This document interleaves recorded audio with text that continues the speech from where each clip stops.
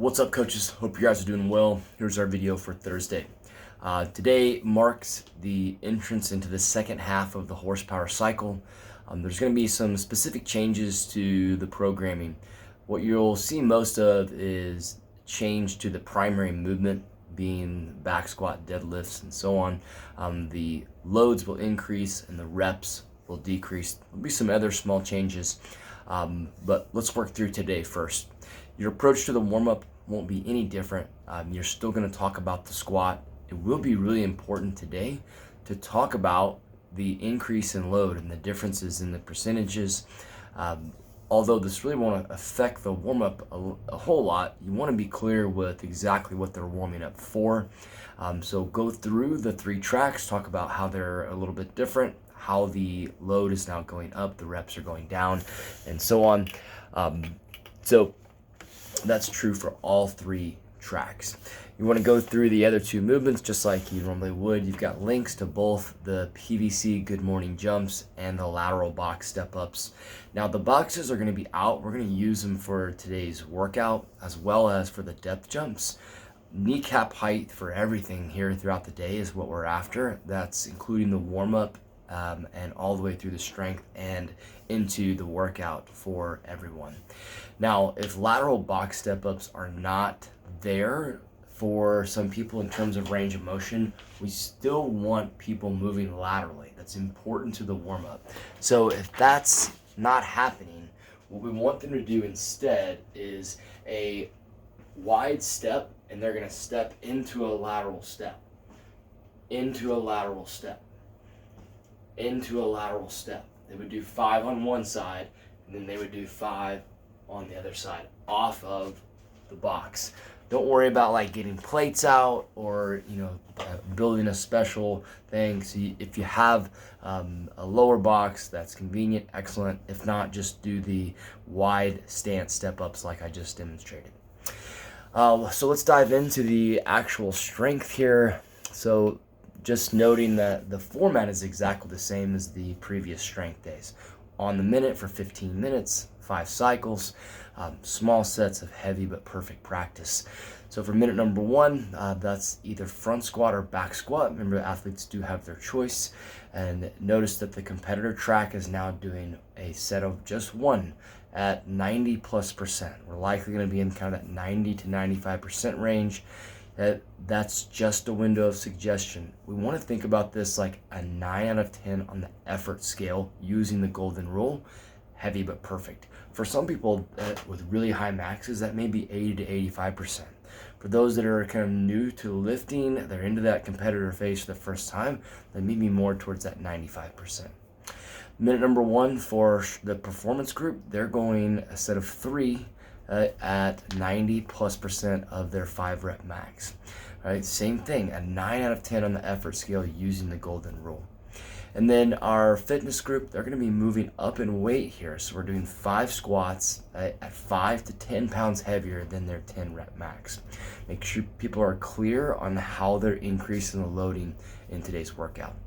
Minute number 2 for everyone is a set of 3 to 5 strict pull-ups. So we've been doing this as kind of the exact same protocol. We just want to continue to keep making progress in some way. So work within the rep range, make it tough, make it repeatable, weighted pull-ups, body weight pull-ups, banded strict, or ring rows. Minute number 3, we've got a new movement here, and I want you guys to really dive in to the depth jumps, all right? I've put a video here in the outside resources of Noah Olson demonstrating this. Please note that he's doing a depth jump into a box jump. We're doing a depth drop into a vertical jump, all right? There's a distinct difference here. You're still gonna step off the box in the same fashion, and then you're gonna jump vertically. So the key point here is that we're using rebounding and we're using the elasticity of the muscles to be explosive, all right? When we step off the box, it's important that we're loaded correctly and that we're kissing the heel and driving up immediately, all right? It's the fast and explosive jump right when the feet hit the ground that makes this super effective. If you dig into the research and the literature, the depth jump is actually the fastest way to gain strength and explosiveness, and it recruits more motor neurons than even like Olympic lifting and doing things like heavy back squats and so on. So 3, depth drop to vertical jump. When they hit the ground, boom, they're up, right? Everybody's stepping off the 20-inch box. This is not right for everyone. If jumping's not someone's thing, then they're definitely not going to be good at the depth jumps, right? So we have that option of the max height clean to toss. We've got to see explosiveness. If that does not come with the jumping, we need to make it happen with the clean to toss. There's a link for that as well. Now make sure you refer to that and then use that for people where jumping is clearly not an explosive movement. All right. So let's dig into the workout now. The workout is going to be a 10-minute AMRAP. This is going to be follow the leader style. The follow the leader style is going to be partner 1 does shuttle runs, partner 2 does shuttle runs.